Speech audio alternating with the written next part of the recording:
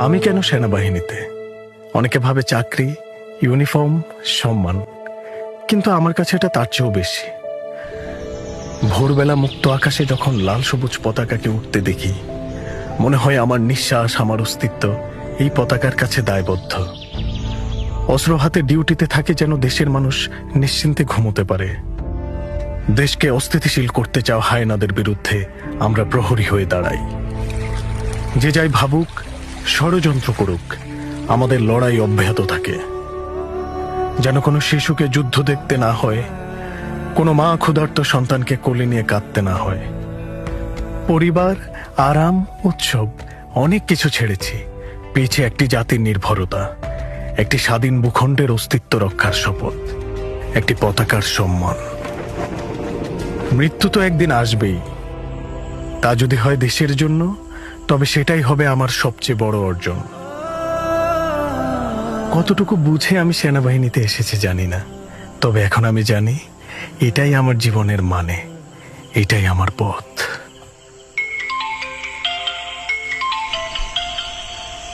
আসসালামু আলাইকুম আম্মা, কেমন আছো? ওয়ালাইকুম আসসালাম। ভালো আছি বাবা, তুমি কেমন আছো? তোমার শরীরটা ভালো? আলহামদুলিল্লাহ আম্মা, ভালো আছে। বাবা কেমন আছে? এই তো আছে কোন রকম। সেদিন বললো কতদিন তোমারে দেখে না, তুমি কি বাড়ি আসবা না বাবা? হ্যাঁ আম্মা, ভাবছিলাম কিছুদিনের ছুটিতে বাড়িতে যাব, কিন্তু দেশের এই পরিস্থিতিতে কিভাবে বাড়ি যাই বলো?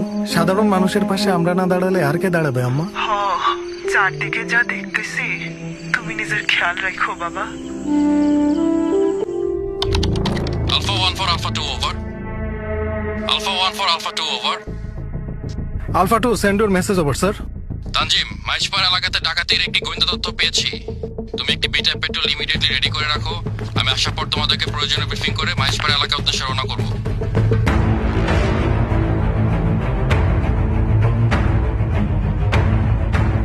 Petrol team ready for your brief sir. স্থান নাও।